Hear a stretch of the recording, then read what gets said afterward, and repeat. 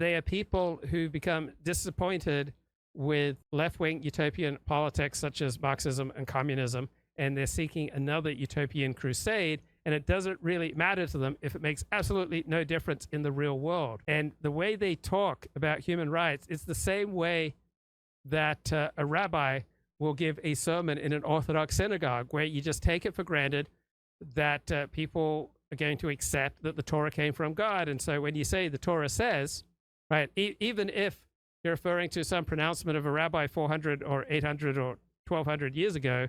or the 5 books of the Pentateuch, right, it's still attributable to God. And because this is the setting, right? You get up and you give a sermon in an Orthodox synagogue, and there's a particular pious setting where you attribute things to Torah and to God, and you talk about the great rabbis of the past and the brave parishioners of the past, the ordinary Jews who stood up for Torah, and there's just a certain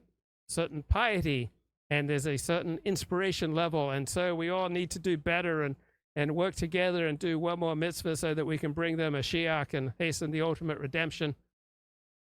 All right, but you see that same piety in the world of international humanitarian law and human rights, which is weird because these fields are so brand new.